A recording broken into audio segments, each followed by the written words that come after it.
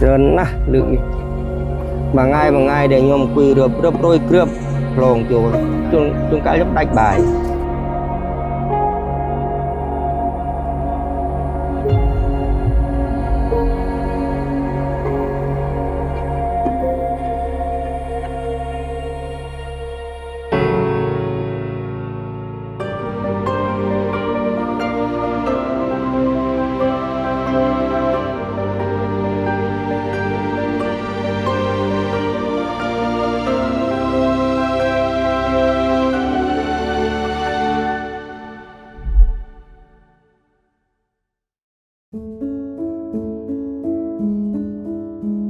Kenram is a 63 years old former soldier lived in Pong village in Kon Kriel commune in Adamijay province. He served in the army from 1980 and lost one of his leg in a landmine accident in 1996 while on patrol. Currently, Rim and his family are living in Choi Nyang Nguyen displacement camp due to the border conflict between Cambodia and Thailand. ការរៀងសង្គ្រាមសម័យស៊ីវិលវាជាធម្មតាទេបាទព្រោះអីខ្មែរនិងខ្មែរក៏មិនទាន់មានអាវុធទំនើបឲ្យនឹងបាញ់សម្រាប់រង្គាលដល់ថ្នាក់នេះលើកនេះបានប្រទេសនឹងប្រទេសនេះវាយ៉ាប់ខ្លាំងបំផុតបាទដូចថាធ្វើសង្គ្រាមវាចង់តែផន់យកដីយើងទៅប៉ុណ្ណោះបាទវាមិនថាយកអីទៅចង់តែផន់យកដីបាទ With grey hairs and wrinkled skin, Rim speaks in a local dialect as he recalled the events of December 8 when his family fled their home in fear. He did not leave home immediately, believing he could withstand the toll of the fighting. However, the situation worsened as rocket attack, artillery fire, and aerial bombardment intensified, filling the air with toxic smoke that made him ill. 2 days later, as his health condition deteriorated, he was forced to flee. ប្រយន្តហោះវាមកទន្លាក់ទៅផ្សេងមកធំតែផ្សេងខ្ញុំហូបឲ្យកើតបាទខ្ញុំនត់បាទវាទន្លាក់តាម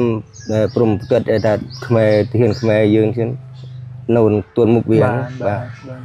ដែលតាមជើងភ្នំទទួលអាខ្យល់មកខ្លាំងផងផ្សេងលុំវិញណាវិញណីទៅខ្ញុំធំហូបភាសាបាយអត់បានតែបើសិនតែខ្ញុំពុលផ្សេងបាក់យូរនៅសៀមរាបដល់3ឆ្នាំឲ្យលៀបទៅធូបាទผมเตือนฮบไว้เกิดเดทูตัวเกิดอ้อยตัวนี้ตีตัวก็ทำอ้อยตีไปทำรีบต่อตีรีบบ้านเกี่ยเคลื่อนสักไงจำโฮบ้านพี่ไปง่ายเลยเต้อ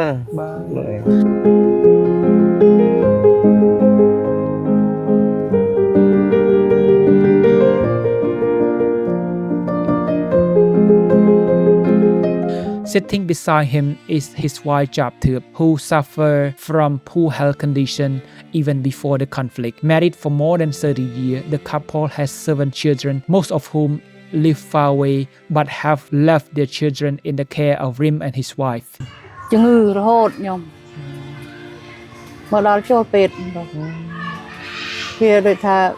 ខ្ញុំវាភ័យទៅវាចង់ពីងបេះដូងខ្ញុំ រឿងថ្ងៃនេះដូចគ្នាចាដាច់ឆ្នាំអត់បានទេយកបានតែស្លុយមួយអោមួយពាកម៉ូប៉ុណ្ណេះឯងក៏រីក៏នេះជិតខាងគេអុយមកអារម្មណ៍ខ្ញុំបាយទឹកដេកលក់សោះខ្ញុំភ័យខ្ញុំចិត្តអុយកើតម៉ូសោះទៅដល់ពូលសេវក៏មិនពូលសេវដែរម៉ូដាច់បាយបានម៉ូលើមុនចុះហើយខ្ញុំទៅវិញកើតម៉ូបៀតណាស់តិច Despite the hardship, their life had remained stable until the recent border fighting, which cut off their income and left them uncertain about what lay ahead. Rim said he was fortunate to have harvested his crop just days before the fighting broke out. Looking ahead, however, he remained uncertain whether he will be able to continue farming next year due to the unexploded ordnances. ខ្ញុំឆ្នាំនេះអត់បានធ្វើទេមួយទៅឆ្នាំទៅមិញថោកដល់ពេកអត់បានធ្វើឆ្នាំអូបានន័យថាដោយសារយើងពិបាកលក់ដែរបាទអត់ចំណេញអាណាថ្លៃជីអាណាថ្លៃអត្រាថ្លៃអីអត់ចំណេញខាតបាទចុះឆ្នាំក្រោយយ៉ាងម៉េចវិញអ៊ំបើចេះតែដែរនេះមិនដឹងទេចាំមើលថាវាត្រឡប់ទៅវិញសិនបាទបើថាសេដ្ឋកិច្ចវាដើរធូរថ្លៃទៅគឺអាចដាំទៅវិញបានបាទ ប៉ុន្តែអត្រាបែបមិនហ៊ានចូលជួទេ ខ្លាចគ្រាប់ ខ្លាចគ្រាប់ច្រើនណាស់មិនដៅខ្លាចឲ្យមិនទាន់ផ្ទុះហ្នឹងណា បាទ មើលមិនឃើញ បាទ មិនងាយបានអាស្រ័យផលបានទៅវិញទេជឿជាក់ដល់ បាទ ទាំងគេទាំងខ្ញុំ បាទ He feared unexploded ordnances, including cluster munitions and mortar cells, scattered across the area after hundreds of bombs were fired daily during the attack on the Cambodian forces. បាទវាមុនចុះទៅដោះជាតិអស់ហើយអាការយើង វាយលើកទី1 លើបានថ្ងៃ24 កក្កដា បាទ ចុះដោះម្ដងហើយពួកស៊ីម៉ាឲ្យលោទៅចុះដោះបានទាំងចង្កមទាំងកុំ អូគ្រាប់បែកចង្កមច្រើន ដល់ភាសានេះទៀតវាច្រើនយ៉ាងមុនទៀតមិនដឹងតើ ពេលណា ពីណាទេ បាទ ច្រើនណាស់លើកនេះមួយថ្ងៃដែលខ្ញុំអង្គុយរាប់រយគ្រាប់ផ្លងចូលជួនកាលខ្ញុំដាច់បាយរត់ទៅពឹងគល់នេះរត់ទៅពឹងគល់នោះឲ្យបានជីកត្រង់សេទៅអីទេណូ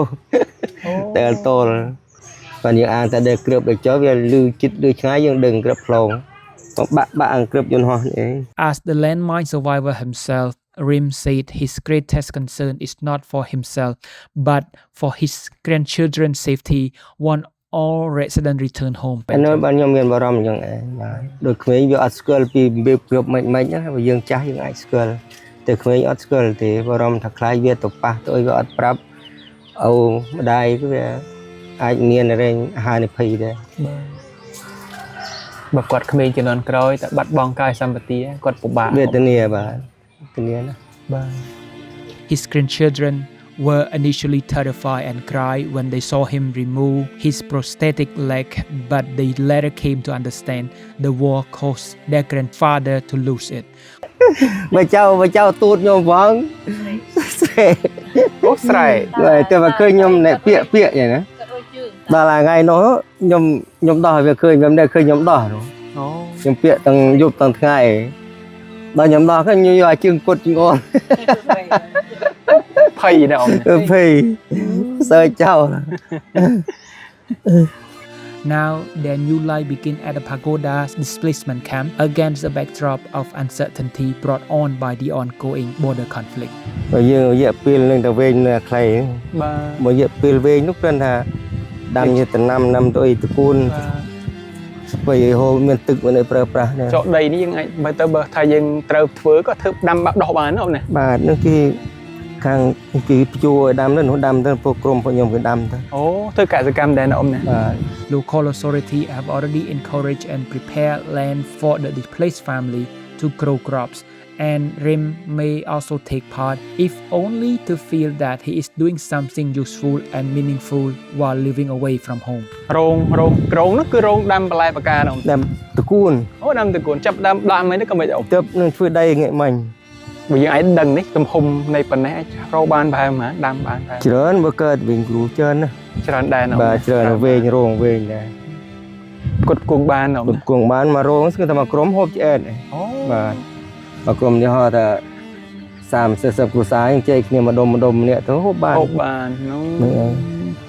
ចឹងបានតែយើងដោះទាល់បាន ដោះ ដែរ ទាល់បាន